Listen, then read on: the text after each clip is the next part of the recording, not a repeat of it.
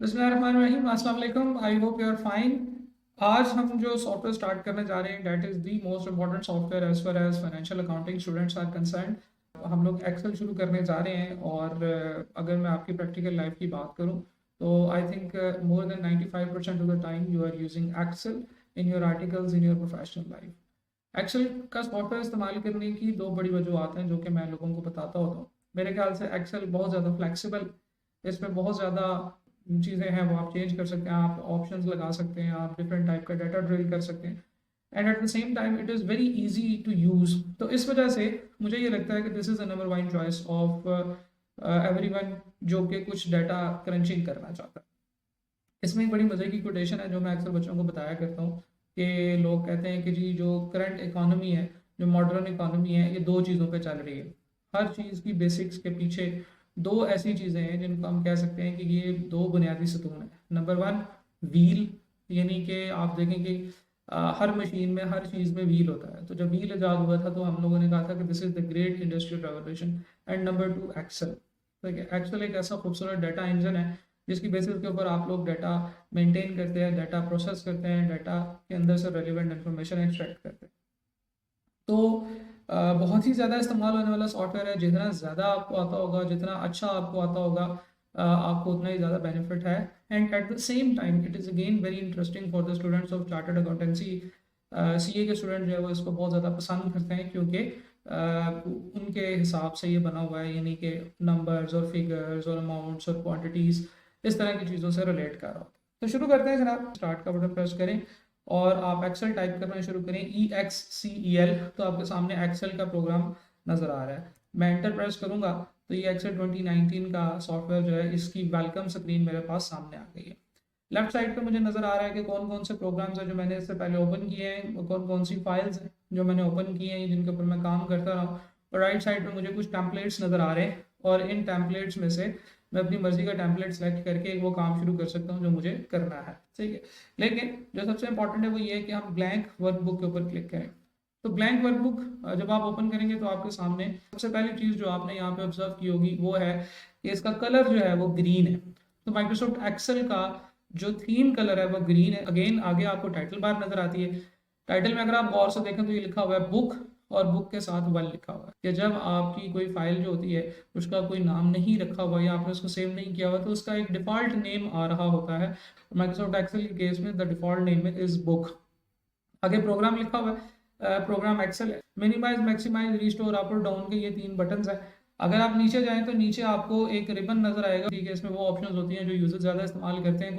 यहाँ पे सिर्फ और सिर्फ एक नई चीज है जनाब, आपके पास रिबन के बिल्कुल नीचे ये एक छोटा सा बॉक्स है जिसमें फॉर एग्जांपल इस वक्त D7 लिखा हुआ है। ये आपका नेम बॉक्स होता है। ठीक है, नेम बॉक्स ये बताता है कि आपने इस वक्त जिस सेल में आप हैं उसका एड्रेस क्या है। ठीक है, सेल का एड्रेस क्या होता है अभी बताता हूँ। आगे ये क्रॉस, ये टिक और ये एफएक्स, ये इंसर्ट फंक्शन डायलॉग बॉक्स होता है। ठीक है जी, और ये आपका डाटा कंटेंट विंडो है। आपको पता चल जाएगा, फॉर्मूला बार इसे हम कहते होते हैं कि आपके डाटा में कंटेंट कितना है, क्या है और वो सेल के अंदर क्या लिखा हुआ है, वो सारा आपको एग्जैक्टली ये इस लंबी सी बार के अंदर लिखा हुआ नजर आता है। अब जब हम एक्सेल ओपन करेंगे तो हमें एक स्प्रेडशीट नजर आएगी। एक शीट हमें नजर आएगी, लेकिन ये शीट बहुत बहुत बहुत बड़ी शीट है। In Microsoft Excel there is a sheet, जैसे मैथ की कॉपीज हुआ करती थी, आपको याद होगा जब आप छोटे थे आप मैथ पढ़ा करते थे तो वो छोटे छोटे बॉक्सेस वाली कॉपीज हुआ करती थी। Just like that Microsoft Excel के अंदर सेल्स का कॉन्सेप्ट है। ठीक है, सेल्स का जो कॉन्सेप्ट है वो ये है कि आप किसी भी जगह पे क्लिक करें तो वो एक सेल है, इस सेल में आप डाटा एंटर कर सकते हैं। देयर इज ए ग्रिड, इसमें कॉलम्स होते हैं, column A, column B, C, D, E, F, G, H. Column के लेटर्स को अल्फ़ाबेट से रिप्रेजेंट किया जाता है। और अगर मैं देखूं कि ये कहाँ तक जा रहे हैं तो ये जा रहे हैं जनाब XFD तक, यानी कि ये बहुत बड़ी तादाद में नंबर ऑफ कॉलम्स हैं। मैं वापस आता हूँ, ये मैं कैसे मूव कर रहा हूँ एक्सेल के अंदर ये भी आपको बताऊंगा। नंबर ऑफ रोज की बात करते हैं, रो नंबर 1 2 3 4 5 6 7 8 9 10, इस तरीके से रोज ही रोज है। और आखिरी रो जो है वो आप देखकर हैरान हो जाएंगे कि 1048576, this is the last row जो कि माइक्रोसॉफ्ट एक्सेल के अंदर मौजूद है। मैं दोबारा वापस आ जाता हूँ। तो इसका ये मतलब है कि कोई भी एक सेल जो होगा इसका एक कॉलम होगा जिसे हम कॉलम हेडर कह सकते हैं और एक रो नंबर होगा। ठीक है, जैसे फॉर एग्जांपल आप किसी भी सेल को क्लिक करते हैं तो उस सेल का जो कॉलम हेडर है n और उस सेल की जो रो नंबर है 8, ये थोड़े से हाईलाइट हो जाएंगे, थोड़े से प्रोमिनेंट हो जाएंगे। इसका मतलब ये है कि इस वक्त मैं m कॉलम के अंदर 10 नंबर रो में हूँ, तो इन दोनों चीज़ों को जोड़कर ही इस सेल का नाम बनेगा जो इस सेल की आइडेंटिटी पे कहलाता है। सेल का नाम है M10 जो कि सेल के नेम बॉक्स में लिखा हुआ है। ठीक है, नेम बॉक्स के बहुत सारे फायदे हैं जो हम आगे चल के देखेंगे। अभी हम एक ओवरऑल इंटरफेस को समझ लें। इसमें रोज ही रोज है और कॉलम्स ही कॉलम्स। नीचे आ जाते हैं। नीचे यहाँ पे आपके पास एक बार है जिसमें आपको सिर्फ शीट 1 लिखा हुआ नजर आ रहा है। You can click on this plus button. आप देखें मैंने कर्सर पे क्लिक नहीं किया, जस्ट मैं कर्सर लेकर गया हूँ तो उसने कहा जी न्यू शीट है। अब आप इसके ऊपर क्लिक करेंगे तो there can be added another sheet, एंड आप इसके ऊपर क्लिक करेंगे तो तीसरी शीट भी ऐड हो जाएगी। आप अनलिमिटेड नंबर ऑफ शीट्स यहाँ पे एंटर कर सकते हैं depending upon the processing capacity of your PC. आप जितनी मर्जी नंबर ऑफ शीट्स यहाँ पे एंटर कर सकते हैं। शीट्स जैसे जैसे एंटर होती जाएंगी शीट्स यहाँ पे नजर आती जाएंगी। हर शीट का एक अपना व्यू है, उसमें सेम नंबर ऑफ कॉलम्स और रोज होती हैं। और राइट साइड पे स्क्रॉल बार नजर आ रहा होगा, डिपेंडिंग अपॉन द डाटा कि आपका डाटा कितना फैला हुआ है। आप डाटा में लेफ्ट राइट मूव करते हैं तो ये स्क्रॉल बार आपकी हेल्प करेंगे। इसके बिल्कुल नीचे ही अगर आपको ये रेडी लिखा हुआ नजर आ रहा है तो ये वाली जो बार होती है ना पूरी की पूरी यहाँ तक, इस बार को हम लोग कहते हैं स्टेटस बार। तो स्टेटस बार के ऊपर डाटा के मुतालिक कुछ इन्फॉर्मेशन, कुछ और चीजें आएंगी। जब आएंगी तो फिर मैं आपको स्टेटस बार की तरफ रेफर करके दिखा दिया करूंगा। आगे चलते हैं। आगे बिल्कुल उसी तरीके से आपके पास जूम इन जूम आउट और व्यूज के कुछ रिजल्ट्स हैं जो आपको उनके सामने मौजूद हैं। अब माइक्रोसॉफ्ट एक्सेल जो है मेजॉरिटी डाटा इसमें नंबर्स की फॉर्म में होता है, यानी कि आप इसमें नंबर्स एंटर करते हैं, नंबर्स के ऊपर कैलकुलेशंस परफॉर्म करते हैं। बहुत ही इजी है माइक्रोसॉफ्ट एक्सेल के अंदर कैलकुलेशंस करना। अभी हम थोड़ी देर में कैलकुलेशंस करना सीखना शुरू कर देंगे, लेकिन first of all we want to find out कि हम इसमें डाटा कैसे एंटर कर सकते हैं। किसी भी आप सेल में जाएं, इस सेल का एक एड्रेस है F4 जो कि यहाँ पे भी लिखा हुआ नजर आ रहा है। आप इस सेल में जाके टाइपिंग करना शुरू कर सकते हैं। फॉर एग्जाम्पल मैं कहता हूँ कि दिस इज एक्सेल, तो जैसे ही मैं एंटर प्रेस करूंगा तो उस सेल में जो मैंने लिखा हुआ है वो एंटर होने के बाद मैं उससे नीचे वाले सेल में चला जाऊंगा। सो दिस इज एंट्री ऑफ इस डाटा इन द सेल। तो एक्सेल है, एक्सेल में मैं अप डाउन एरोज को प्रेस करके लेफ्ट राइट मूव कर सकता हूँ। और एक्सेल का जो कलर है जो हम लोगों ने बात की थी वो ये की थी कि ये ग्रीन होता है। जैसे ही मैंने एंटर दबाया उस सेल में डाटा एंटर होकर नीचे आ गया, ग्रीन कलर है। ठीक है, माइक्रोसॉफ्ट एक्सेल जो है इसमें एक और चीज कहता हूं मैं कि इसका जो डॉक्यूमेंट होता है उसको बुक कहते हैं। और अब गौर से देखिएगा, मैं एंटर प्रेस करने की बजाय टैब का बटन प्रेस करने लगा हूं, तो आपने देखा कि डिफरेंस क्या है कि जब मैं एंटर प्रेस करता हूं तो मैं उससे नीचे वाले सेल में चला जाता हूं, जब मैं टैब प्रेस करता हूं तो मैं उससे आगे वाले सेल में चला जाता हूं। एक्सेल की जो डॉक्यूमेंट होता है उसे बुक कहते हैं। और ये जो बुक होती है जब आप इंसर्ट करते हैं तो आपके पास एक वर्कबुक जो है ना वो आती है। ठीक है जी, जैसे मैंने एंटर प्रेस किया तो अब मैं बुक के नीचे चला गया। ये भी ज़रा थोड़ा सा इंटरेस्टिंग फिनोमेना है, ये मैं आपको बताऊंगा, ज़रा साथ साथ में देखिएगा। दूसरी चीज़ है जनाब वर्ड टैब। वर्ड का जो कलर होता है वो ब्लू होता है और इसके डॉक्यूमेंट को हम डॉक्यूमेंट कहते हैं। ठीक है जी, और अब मैं ऊपर का टैब, ऊपर का एरो प्रेस करके मैं यहाँ पे वापस आ गया हूँ। बुक है तो इसके अंदर शीट्स होती हैं और डॉक्यूमेंट के अंदर पेजेस होते हैं। ठीक हो गया जी। जब हम बाय डिफॉल्ट ओपन करते हैं तो एक्सेल के अंदर एक शीट आती है और वर्ड के अंदर एक डॉक्यूमेंट, एक पेज आता है। सिमिलरली अगर मैं यहाँ पे पावर पॉइंट को भी एंटर करना चाहूँ तो पावर पॉइंट ये जो है ये ऑरेंज कलर का होता है। इसकी एक फाइल को यानी कि इसके डॉक्यूमेंट को जो इसमें पावर पॉइंट बनता है उसे हम प्रेजेंटेशन कहते हैं। प्रेजेंटेशन के अंदर स्लाइड्स होती हैं और जब आप ओपन करते हैं किसी भी पावर पॉइंट की फाइल को तो उसके अंदर एक स्लाइड ओपन होती है। अब अगर आप गौर से देखें तो मैंने 4-5 सेल्स में डाटा एंटर किया है और डाटा एंटर होता जा रहा है। मैं टैब और एंटर के बटन से सेल्स के अंदर मूव कर रहा हूँ। अच्छा जी, पहली चीज़ तो ये समझें कि जैसे अगर मैं कॉलम एच की बात करूं तो कॉलम एच जो है इसमें कुछ चीज़ें पूरी नज़र आ रही हैं, कुछ चीज़ें पूरी नज़र नहीं आ रही। डॉक्यूमेंट का वर्ड पूरा नज़र आ रहा है लेकिन प्रेजेंटेशन का वर्ड पूरा नज़र नहीं आ रहा। तो इसका ये मतलब है कि इस टेक्स्ट, इस कॉलम के अंदर मैंने टेक्स्ट इंसर्ट किया हुआ है और मैं इस कॉलम को थोड़ा बड़ा करना चाहता हूँ। तो अगर आप किसी कॉलम को रीसाइज करना चाहते हैं तो you go to the columns header और कॉलम हेडर की जो राइट साइड वाली बाउंड्री है इस पे कर्सर ले जाएं तो आपका कर्सर कुछ इस तरीके से चेंज हो जाएगा। Now you can drag it to the right side. जब आप इसे राइट साइड पर ड्रैग करते हैं तो जितना आप इसे ड्रैग करना चाहें उतना कर सकते हैं, या आपकी मर्जी, आप जिधर मर्जी इसको ले जाए, ठीक है। लेकिन अगर आप ये चाहते हैं कि जब ये ड्रैग आउट हो तो मैक्सिमम उतना ड्रैग हो जितना होना चाहिए, तो आप क्या करेंगे कि आप बजाय इसके कि इसको ड्रैग करें पकड़ के, आप ये करें कि उसकी बाउंड्री के ऊपर डबल क्लिक कर दें, उसकी जो राइट साइड वाली बाउंड्री है उस पर डबल क्लिक कर दें। जैसे फॉर एग्जांपल इस सेल में भी ऐसे ही है, इस कॉलम में कि एक्सेल पूरा नजर आ रहा है, वर्ड पूरा नजर आ रहा है, पावर पॉइंट पूरा नजर नहीं आ रहा, ठीक है। लेकिन हम क्या करेंगे, हम इसकी आउटर बाउंड्री पे कर्सर ले जाएंगे और बजाय इसके कि मैं ड्रैग करूंगा इसके ऊपर डबल क्लिक करूंगा, तो जैसे मैं डबल क्लिक करूंगा वो उसको पूरे डाटा, पूरे कॉलम के अंदर जो मौजूद डाटा उसके हिसाब से खुद ही जितना खोलना है उतना खोल देगा। तो अगर आप मैनुअली खोलना चाहते हैं तो आप डबल क्लिक करें। इवन जब आप डबल क्लिक करते हैं तो अगर उसे लग रहा हो कि यार ये कॉलम बड़ा है तो वो उसको ऑटोमेटिकली एडजस्ट कर देगा। जैसा कि जी कॉलम में मैंने किया, कंट्रोल जी करके मैं दोबारा आपको बताता हूँ।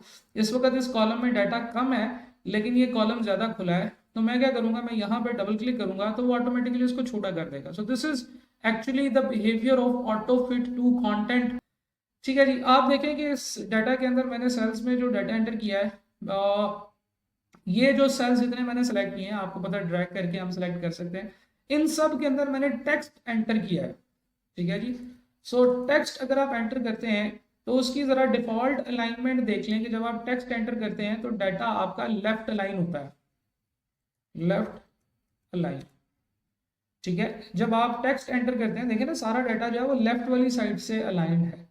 लेकिन अगर आप नंबर की बात करें तो ये 1 1 और 1 नंबर्स आपने एंटर किए हुए हैं, ये नंबर राइट अलाइन होते हैं। तो डाटा के अंदर अगर हम लोग टेक्स्ट एंटर करेंगे तो वो लेफ्ट अलाइन होगा, और डाटा के अंदर अगर हम नंबर्स ऐड करेंगे, अगर हम सेल के अंदर नंबर्स एंटर करेंगे तो वो राइट अलाइन होगा। इस तरीके से वी कैन आइडेंटिफाई कि यार ये डाटा जो है ये क्या है, किस तरीके से, और क्या क्या हम इसमें काम कर सकते हैं। अलाइनमेंट की ग्रुप की बात करते हैं तो अलाइनमेंट में अब आपको कुछ मजे मजे की चीजें मिलेंगी। सबसे पहले है ये वाली अलाइनमेंट, टॉप, मिडल और बॉटम, ये आपकी वर्टिकल अलाइनमेंट है, ठीक है, वर्टिकल अलाइनमेंट है। और नीचे जनाब आपके पास है जी अलाइन लेफ्ट, सेंटर और राइट, ये आपकी हॉरिजॉन्टल अलाइनमेंट्स हैं।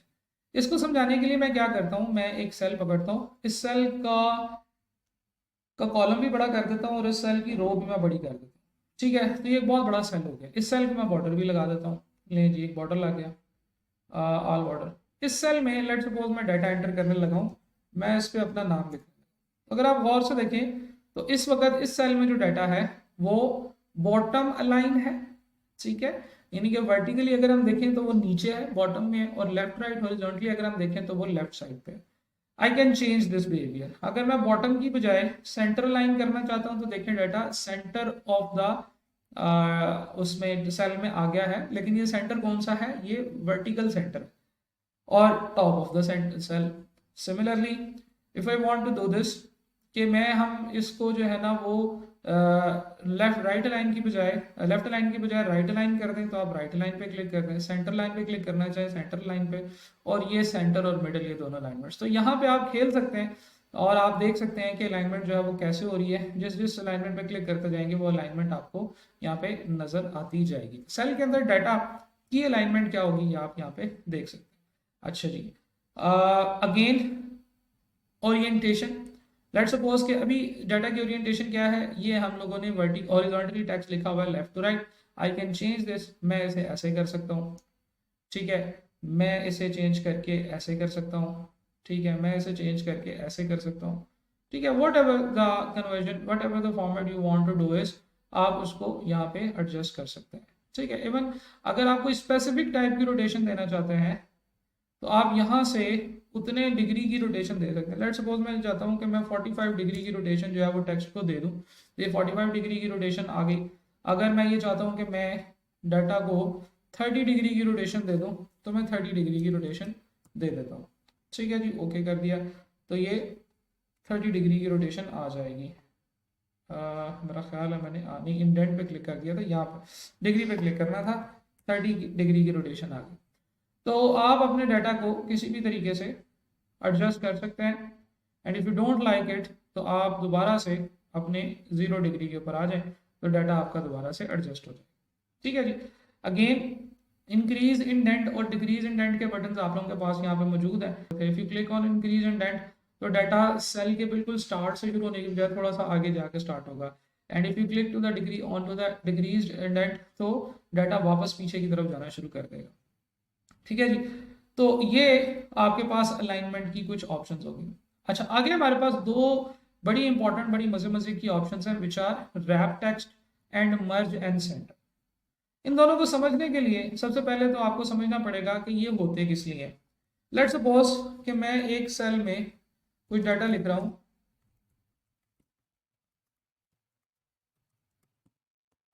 तो आपको यहाँ पे एक बड़ा इंटरेस्टिंग बात नजर आएगी कि सेल छोटा है, लेकिन जब आपने उसमें डाटा एंटर किया तो डाटा काफ़ी आगे निकल गया। उसकी रीज़न ये है कि माइक्रोसॉफ्ट एक्सेल जो है वो डाटा की प्रेजेंटेशन को बड़ा इंपॉर्टेंस देता है। तो उसने ये कहा कि यार जब अगला सेल भी खाली है और उससे अगला सेल भी खाली है और उससे अगला सेल भी खाली है, तो क्यों ना मैं ऐसे करूं कि ये जगह इस सेल को उधार दे दी जाए थोड़ी देर के लिए। ये जो 123C Ahmad block new garden Town लिखा हुआ है, ये सेल के 68 के अंदर ही लिखा हुआ है। इस सेल में कुछ नहीं लिखा हुआ, इस सेल में भी कुछ नहीं लिखा हुआ और इस सेल में भी कुछ नहीं लिखा हुआ। इट लुक्स लाइक इस सेल, इन सेल्स में डाटा है, लेकिन डाटा सिर्फ इस एक सेल में है विच इज K68। ठीक है। इसका हम लोग ऐसे भी चेक कर सकते हैं कि लेट्स सपोज कि आप L68 के अंदर कोई भी डाटा लिखते हैं तो आपको नजर आएगा कि वो जो K68 का डाटा है वो L68 के नीचे दब गया है। क्यों? क्योंकि अब L68 का अपना डाटा आ गया है। तो ये जो डाटा है जो एक सेल में पूरा नहीं आया, इसको एक सेल में पूरा करने के दो तीन तरीके हो सकते हैं। पहली चीज तो ये है कि हम इस सेल के अंदर जो डाटा है इसका फॉन्ट साइज छोटा कर दें। तो आप फॉन्ट साइज छोटा करें, कितना छोटा करेंगे? आप एक सर्टेन लिमिट से छोटा तो नहीं कर सकते। माइक्रोसॉफ्ट एक्सेल के अंदर आप 1 का फॉन्ट साइज रख सकते हैं, लेकिन इतना छोटा फॉन्ट साइज जब आप रखेंगे तो फिर आपको कुछ नजर भी नहीं आएगा। जैसा कि देखें इस वक्त आप लोगों के सामने हो रहा है कि आपको कुछ नजर नहीं आएगा अगर आप इतना छोटा फॉन्ट साइज रखेंगे। अच्छा, फिर दूसरा तरीका क्या हो सकता है? फॉन्ट साइज बराबर करें जी, दोबारा से 10 का कर लेते हैं।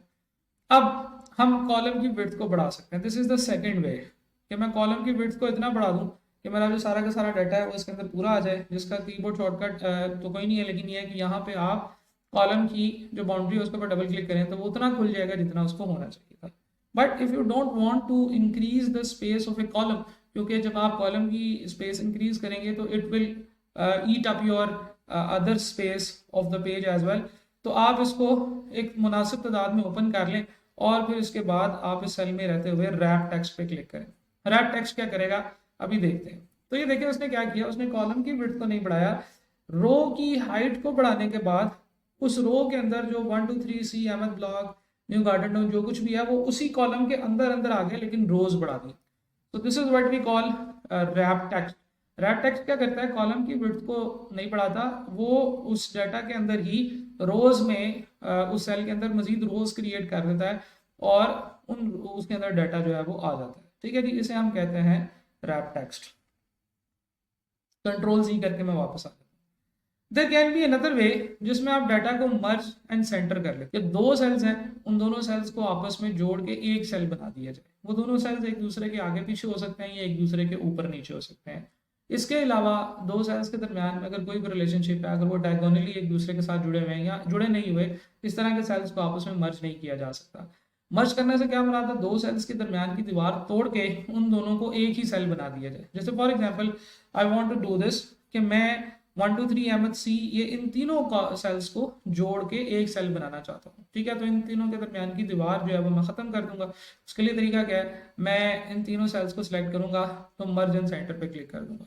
तो अब अगर आप गौर से देखें, मैं डाटा जरा डिलीट कर रहा हूँ और आपको ये तीनों सेल्स जो है ये खत्म होके एक ही सेल नजर आएगा।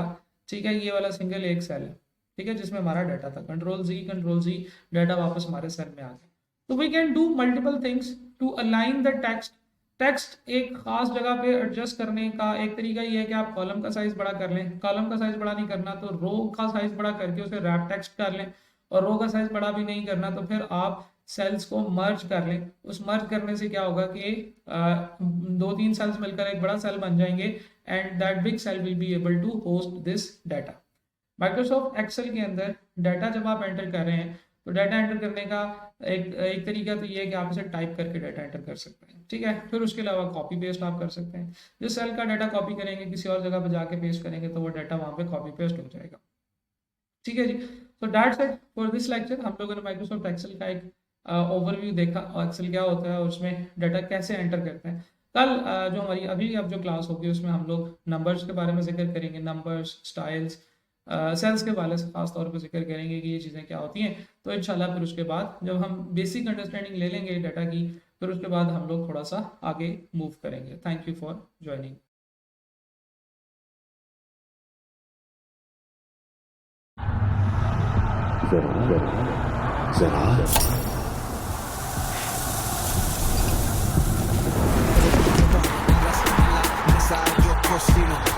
Mix up cultural, esto es único destino. Vamos para el mambo, sube las manos. Vamos para el mambo.